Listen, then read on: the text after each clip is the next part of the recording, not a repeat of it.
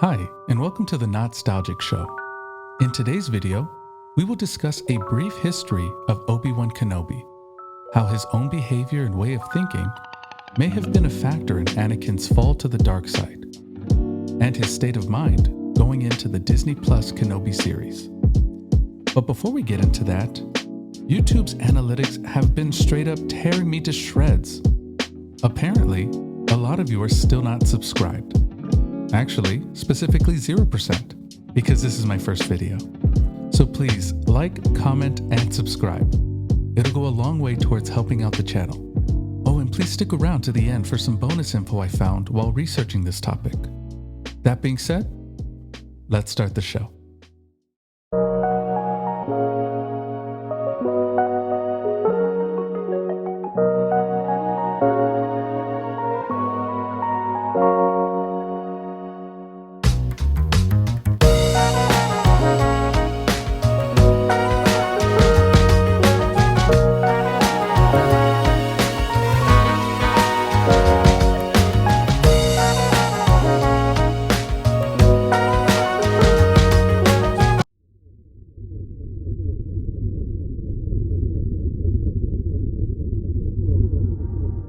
Born on planet Stujon, Obi-Wan Kenobi's force sensitivity was discovered at the early age of 3. This gained him entry into the elite world of the Jedi Order. As a youngling inside the walls of the Jedi Temple, Obi-Wan was placed under the care and instruction of a Jedi Master for training. At the age of 12, he would be named a Padawan and become Qui-Gon Jinn's apprentice. He would serve under him for about 12 years. Until this point, his upbringing had been ideal for a Jedi. Ultimately, Obi-Wan's training would be cut short when Qui-Gon was dealt a fatal blow by Darth Maul in a fierce fight during the Battle of Naboo. Qui-Gon Jinn was a well-respected Jedi by his peers, steered by his unwavering faith in the Force. Known for his wisdom, he was even offered a seat at the Jedi Council. Qui-Gon would turn down that invitation to focus on ensuring Obi-Wan was trained correctly. Masters and their students have a unique relationship, and many of Qui-Gon's steadfast beliefs shaped Obi-Wan into the man he would become. Under his instruction, Obi-Wan became a strong, devoted, compassionate, and confident man. Qui-Gon passionately believed in a prophecy that a chosen one would emerge from the galaxy and bring balance to the Force. This firm belief and gut feeling about the young boy Anakin Skywalker ultimately set in motion the events of the next several decades. With his dying breath, Obi-Wan's devoted master asked him for only one thing: to train young Anakin Skywalker in the ways of the Force, no matter what the Jedi Council has said. I gave Qui-Gon my word. I will train Anakin. Without the approval of the Council if I must. Qui-Gon's defiance I sense in you. Need that you do not. Agree with you the Council does. Your apprentice, Skywalker, will be. Despite being an ideal and earnest master, Qui-Gon Jinn's influence on Obi-Wan isn't all positive. You see, the obsessive idealism Jinn has about Anakin and his place in the galaxy led Kenobi to put all his faith in his master's beliefs. By ignoring the advice and concerns of Yoda, Jinn places doubt in Obi-Wan's mind about the wisdom of the Jedi Council. Ultimately, these factors led to blind spots in Obi-Wan's instincts towards Anakin. This crucial flaw eventually undermined the whole relationship.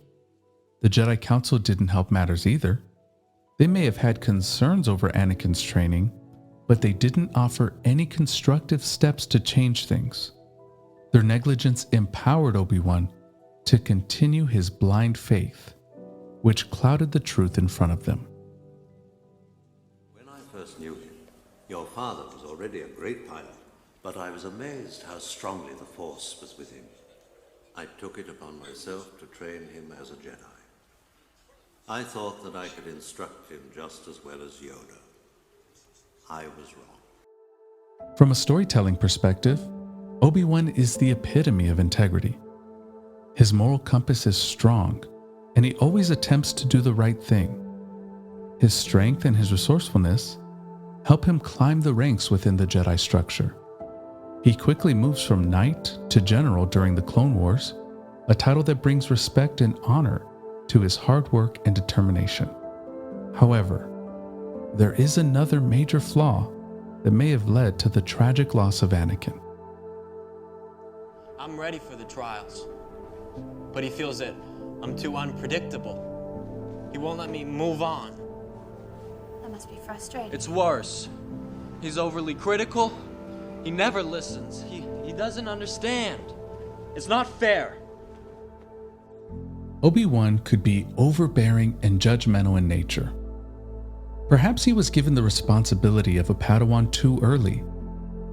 Despite loving Anakin like a brother, Obi-Wan's condescending teaching method was a significant factor that would contribute to Anakin starting to pull away from the Jedi. He felt unheard, misunderstood, and patronized. As the rift widens, the secrets grow. From massacring a village of Tusken Raiders to secretly marrying Padme Amidala, Obi-Wan is less and less in the know with his Padawan. Adversely, Anakin finds a sympathetic ear in the Supreme Chancellor Palpatine, unbeknownst to him as Darth Sidious at the time. As the relationship grows, Palpatine is able to subtly twist and warp the perspective of Anakin. The Sith Lord would see his wavering faith to the Jedi Order, and over time, he would exploit that feeling to further his galactic-sized appetite to rule. I should have known the Jedi were plotting to take over. Anakin, Chancellor Palpatine is evil. From my point of view, the Jedi are evil. Well, then you are lost.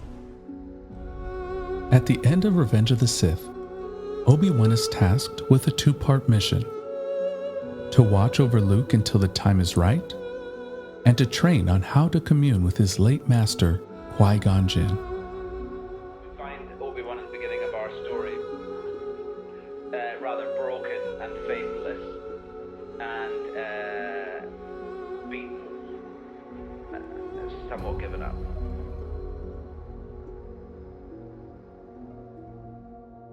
In the Disney Plus Kenobi series, 10 years have passed since the events of Revenge of the Sith unfolded. Obi-Wan, traveling under the name Ben, has settled in the Junlan Wastes. Now living as a hermit, Obi-Wan keeps a distant but watchful eye on Luke Skywalker for fear of attracting unwanted attention. For this portion, referring to the Legends novel Star Wars Kenobi, gives us some insight as to what is going on in Obi-Wan's mind after the events of Revenge of the Sith. The following passage is from one of Obi-Wan's attempts to commune with Qui-Gon via meditation. I still can't believe the Jedi Order is gone, and the Republic corrupted in the hands of Palpatine, and Anakin corrupted as well. The holovids I saw of him slaughtering the Jedi younglings in the temple still haunt my dreams and shatter my heart into pieces over and over again. In another meditation, Obi-Wan reflects on his isolation from the Jedi Order. I wasn't prepared to give up community. I lived my life in the structure of the Jedi Order. Yes, it was an organization with a goal, but it was also a family. I said it myself. Anakin was my brother. I had many brothers and sisters, and fathers and mothers, and even a strange little green uncle. I don't have that home now. I don't have that family. Almost every friend I've ever had is dead. You may recall that a select few Jedi Masters learned to communicate with those who returned to the Force. It is said that it took years for him to commune with Qui-Gon Jinn, who had learned this technique discovered by a shaman of the wills. Later, his spirit would explain this technique to Yoda and Obi-Wan for the purpose that they would help Anakin fulfill his destiny as the Chosen One. It is possible, at the time of this series, Kenobi still has not made contact with Qui-Gon Jinn. Many of the specific plot points of Kenobi are closely guarded secrets. However, some information has been confirmed. We can expect another showdown between Darth Vader and Obi-Wan, making it the first time the two former brothers-in-arms see each other since their last fight on Mustafar. We also know the show will focus on the hunt and destruction of all the exiled Jedi. According to the complete Star Wars encyclopedia, Darth Vader has been heading the Inquisitorius, a body of Imperial High Inquisitors that were tasked with hunting down any Jedi that survived Order 66. If a Jedi, or even just someone sensitive to the Force, was captured, they would be twisted to the dark side and offered a chance to join the Empire. If not, they would be murdered. Darth Vader's still firm grasp on the galaxy is a result of Obi-Wan not ensuring the death of his old Padawan.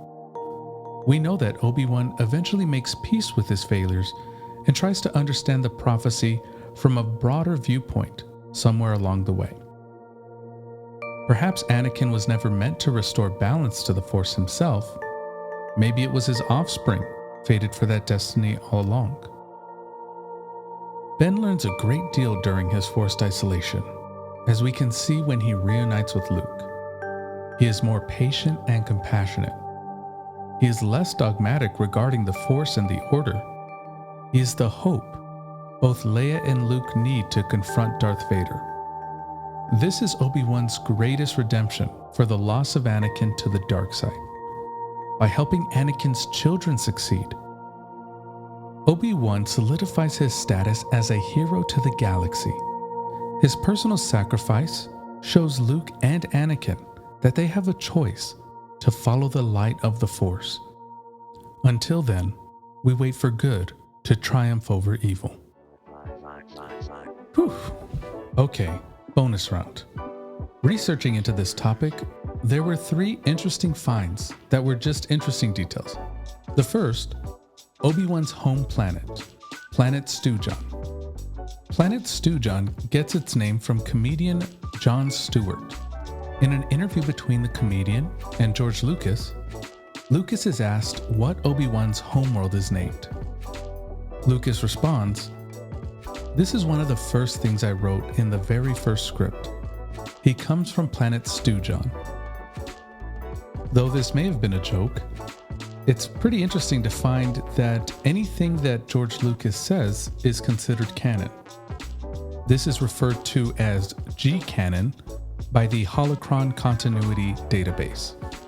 In 2014, this method of maintaining continuity was discontinued.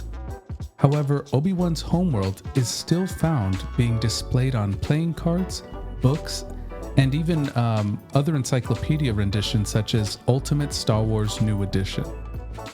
The second was just a bit of Legends information from the Kenobi novel that I found interesting. Apparently, Sand People got the name Tusken Raiders from a raid on Fort Tusken. Fort Tusken was founded on Tatooine roughly 8 decades before the proclamation of the Galactic Empire. This would be in 19 BBY. Because of the considerable loss of life and goods, the Sand People left such a strong impression that they were henceforth referred to as Tusken Raiders. I honestly thought that Tusken Raiders was their proper name, while Sand People I felt was more of a colloquial term from outsiders. So some things you wouldn't imagine having a backstory, but they end up having one. Lastly, how Obi-Wan arrived at the name Ben. In the Legends novel, Star Wars Kenobi, Obi-Wan tries to commune with his old master Qui-Gon Jinn, and they have the following exchange. "Meeting her gave me a chance to finally use the name I chose. You'll like this.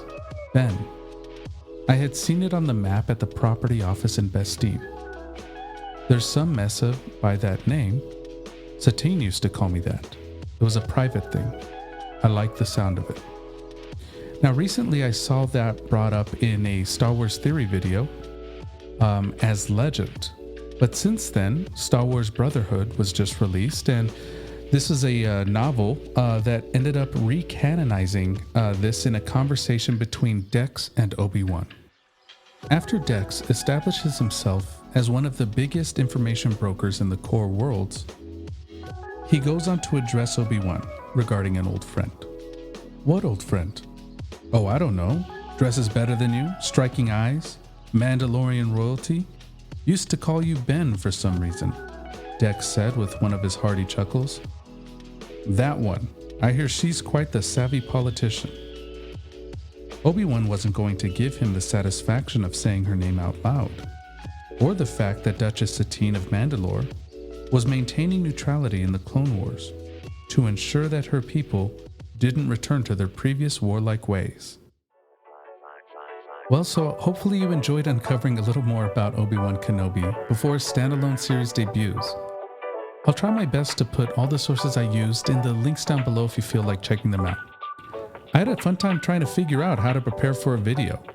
A lot of time, research, and editing went into this. So if you think this is the type of content for you, please subscribe and click the bell for notifications. Leave a comment and let me know what you think. Thanks for watching, and I look forward to getting to know all of you guys. Well, that's the show.